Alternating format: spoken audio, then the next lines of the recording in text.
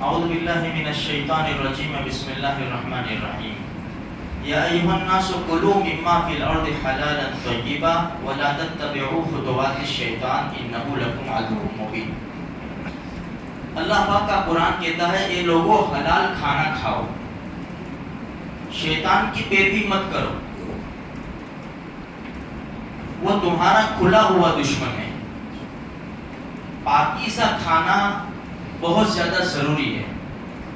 نبی کریم صلی اللہ علیہ وسلم جب یہ آیت کریمہ پڑھی گئی تو سعد بن ابی وقاص رضی اللہ تعالیٰ عنہ کھڑے ہو گئے، اللہ کے رسول دعا کیجیے میرے لیے میں مستجاب الدعوات بن جاؤں۔ مستجاب الدعوات یعنی جس کی ہر دعا قبول ہو گئے، ہاتھ اٹھاوے اللہ قبول کر لے بس۔ تو سعد بن ابی وقاص رضی اللہ تعالیٰ عنہ نے اتنی بڑی درخواست کر دی، اللہ کے رسول دعا کیجئے مستجاب الدعوات بن جاؤ۔ ہمارے نبی نے ایک جملہ ارشاد فرمایا، اپنا کھانا پاکیزہ کر لے مستجاب الدعوات بن جائے گا۔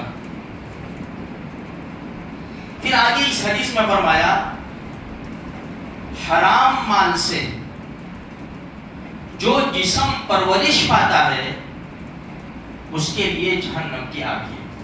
اللہ میری آپ کی سارے مسلمانوں کی حفاظت فرما۔ دیکھو میرے بھائی ایک چھوٹی سی بات ہے، ہمیں کسی مسلمان کے اوپر شک نہیں کرنا ہے، شک نہیں کرنا ہے۔ بھی دیکھو رمضان مبارک کے مہینے میں بہت سارے لوگ ماشاءاللہ افطار کراتے ہیں، سحری کراتے ہیں، لوگوں کے گھروں پر کیٹ وغیرہ بھیجتے ہیں۔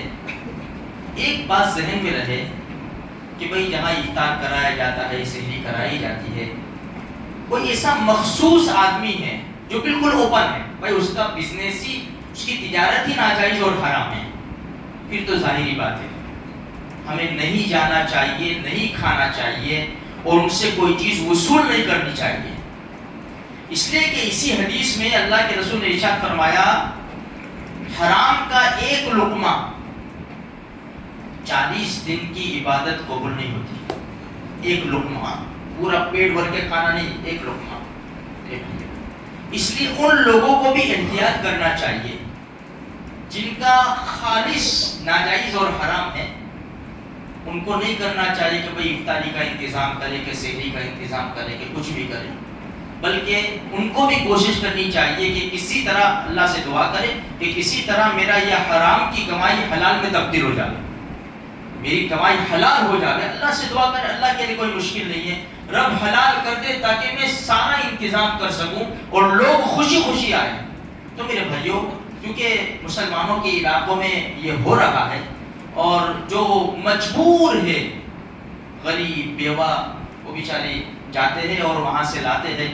اب جب ہمیں معلوم ہے، شک کرنے کی گنجائش نہیں، جب پورا اوپن ہے تو پھر ایسا کھانا نہیں کھانا چاہیے کہ جس کی وجہ سے ہمارا روزہ بھی قبول نہ ہو، قرآن کریم کی تلاوت، دعا، ذکر و اذکار، نمازیں۔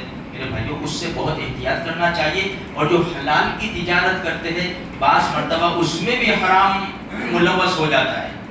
اسی لیے بھائی روزی اللہ کے ذمے ہے، اللہ نے جتنا مقدر میں لکھا ہے مل کے رہے گا۔ ہم جھوٹ نہ بولیں تجارت میں، کسی کو دھوکہ نہ دے اور سودی لائن سے اپنے آپ کو بھرپور بچانے کی کوشش کریں۔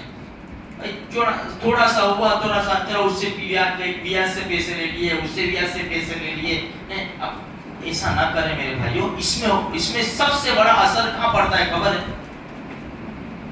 ہماری عبادت کے اوپر۔ جب ہماری دعا قبول نہیں ہوگی تو ہمارا ہوگا کیا میرے بھائیوں؟ اس لیے بہت احتیاط کریں۔ رمضان مبارک کے مہینے میں بھی، اس سے پہلے بھی ایک بات بتائی تھی کہ جو ورلڈ کپ کا بھی زمانہ چلتا ہے میرے بھائیوں، تو اپنا قیمتی وقت اس میں ضائع اور برباد نہ کریں۔ اس کی وجہ سے تراویح اور قرآن کریم کی تلاوت بالکل نہ چھوڑیں، اور جہاں اس میں شرطیں کھیلی جاتی ہے اللہ مسلمانوں کی حفاظت فرمائے، نہیں کھیلنی چاہیے۔ جو کھیل رہے ہیں ان کا نہیں کھانا چاہیے۔ بالکل صاف طور پر اعلان کرو کہ بھئی ہم حرام کو حرام، بس خلاص، تاکہ ان کو بھی توفیق ہو جائے۔ تو ان باتوں کا ہمیں خیال رکھنا چاہیے۔ اللہ کہیں سنی بات پر عمل کرنے کی توفیق